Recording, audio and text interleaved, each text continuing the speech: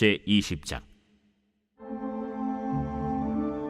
그때 히스기야가 병들어 죽게 되매 아모스의 아들 선지자 이사야가 그에게 나와서 그에게 이르되, 여호와의 말씀이 너는 집을 정리하라.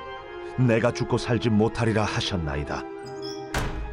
히스기야가 낯을 벽으로 향하고 여호와께 기도하여 이르되, 여호와여, 구하오니 내가 진실과 전심으로 주 앞에 행하며 주께서 보시기에 선하게 행한 것을 기억하옵소서. 하고 히스기야가 심히 통곡하더라.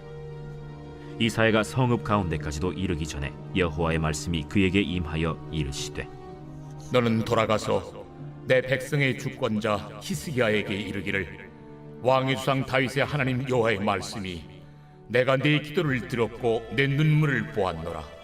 내가 너를 낫게 하리니 네가 3일 만에 여호와의 성전에 올라가겠고 내가 네 날에 15년을 더할 것이며 내가 너와 이 성을 아수르 왕의 손에서 구원하고 내가 나를 위하고 또 내 종 다윗을 위함으로 이 성을 보호하리라 하셨다 하라. 이사야가 이르되, 무화과 반죽을 가져오라. 무리가 가져다가 그 상처에 놓으니 나으니라. 히스기야가 이사야에게 이르되, 여호와께서 나를 낫게 하시고 3일 만에 여호와의 성전에 올라가게 하실 무슨 징표가 있나이까? 여호와께서 하신 말씀을 응하게 하실 일에 대하여 여호와께로부터 왕에게 한 징표가 이 말이이다. 해 그림자가 10도를 나아갈 것이니이까 혹 10도를 물러갈 것이니이까. 그림자가 10도를 나아가기는 쉬우니 그리할 것이 아니라 10도가 뒤로 물러갈 것이니이다. 선지자 이사야가 여호와께 간구하매 아하스의 해시계 위에 나아갔던 해 그림자를 10도 뒤로 물러가게 하셨더라. 오늘 본문을 보게 되면 기도로 하나님의 놀라운 역사를 체험한 사건이 나옵니다. 히스기야 왕이 죽을 병에 걸렸습니다.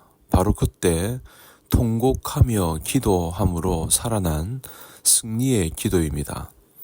1절을 보시면, 그때에 히스기야가 병들어 죽게 되면 아모스의 아들 선지자 이사야가 그에게 나와서 그에게 이르되, 여호와의 말씀이 너는 집을 정리하라. 내가 죽고 살지 못하리라. 무슨 병인지는 모릅니다. 이사야 선지자가 찾아와서 안수기도나 해줄 줄 알았지만 그게 아니고 하나님의 말씀이라며 통보를 합니다. 이제 죽을 날이 얼마 남지 않았으니 빨리 신변 정리를 하라 하는 것입니다. 의사의 사형 선고를 받아도 두렵고 떨리는 것인데 하나님의 선지자가 찾아와서 하나님의 말씀이라며 전해주고 가니까 암담했을 겁니다. 그때 히스기야의 나이가 38세로 추정이 되는데 그렇게 빨리 인생을 마감하는 것도 기가 막히는데 그 당시 상황은 더 절망적이었습니다. 국가적으로는 유다 왕국이 아수르에게 계속 시달리고 있는 풍전등화와 같은 상황입니다. 게다가 자기의 뒤를 이을 아들도 없습니다. 얼마나 암담합니까? 하지만 그때에 히스기야가 어떻게 합니까? 2절을 보니까 히스기야가 낯을 벽으로 향하고 여호와께 기도하여 이르되, 여기에 낯을 벽으로 향했다고 하는 것은 인간적인 그 어떤 것도 의지하지 않고 오직 하나님만 바라보겠다고 하는 것입니다. 3절에 보니 여호와여 구하오니 내가 진실과 전심으로 주 앞에 행하며 주께서 보시기에 선하게 행한 것을 기억하옵소서 하고 히스기야가 심히 통곡하더라. 이 구절을 보면 그가 자기의 의를 내세우는 것 같은데 그건 아닙니다. 전후 맥락을 잘 보시면 그렇지 않습니다. 히스기야가 전에 애굽하고 동맹을 맺었습니다. 그래서 애굽을 이용해서 강한 아수르 제국을 물리치려고 했습니다. 겉으로 보기에는 괜찮은 전략을 보이지만 실은 그게 아니었습니다. 그가 하나님을 의지하기보다 애굽을 의지했기 때문입니다. 하나님은 너는 나만 바라봐, 내가 책임질게. 그렇게 약속을 하셨는데 그는 애굽을 의지했던 것입니다. 그것은 단순한 군사 동맹이 아니라 불신앙적인 행동이었습니다. 그래서 그것을 가지고 그가 지금 회개했을 겁니다. 그러면서 또 한편으로는 하나님, 내가 성심을 다했잖아요. 내가 최선을 다해서 섬겨왔잖아요. 그러면서 하나님께 나 좀 살려달라고 그렇게 하나님께 통곡을 합니다. 여러분, 우리가 기도할 때 중요한 자세가 몇 가지 있습니다. 믿음으로 기도해야 되죠. 그리고 하나님과 거리끼는 것이 있으면 안 됩니다. 그러니까 얼른 회개하고 시원한 마음을 가지고 기도를 해야 기도의 역사가 나타나는 것입니다. 그리고 눈물로 기도하는 것입니다. 간절한 기도, 하나님이 기뻐하십니다. 또 하나 중요한 것은 담대한 자세가 중요합니다. 보통 자녀가 보면 맡기지도 않았는데 부모에게 담대한 것을 보지 않습니까? 우리가 그럴 필요가 있다는 겁니다. 우리가 예수를 믿고 십자가의 은혜로 하나님의 자녀의 권세를 얻었는데 그 하나만으로도 얼마든지 담대하게 기도할 수 있습니다.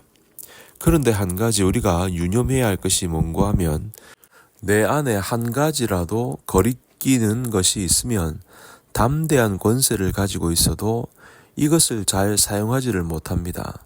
스스로 움츠러들고 조심스럽습니다.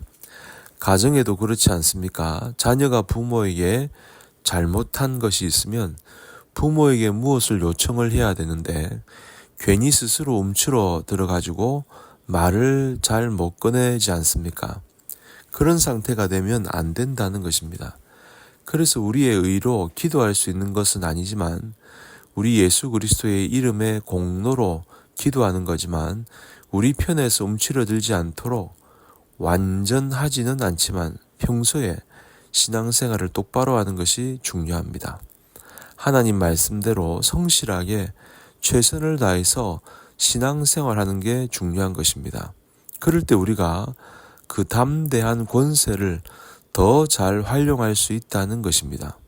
그래서 요한 사도는 이렇게 증거합니다. 요한 1서 3장 21절 22절 사랑하는 자들아, 만일 우리 마음이 우리를 책망할 것이 없으면 하나님 앞에서 담대함을 얻고 무엇이든지 구하는 바를 그에게서 받나니 이는 우리가 그의 계명을 지키고 그 앞에서 기뻐하시는 것을 행함이라.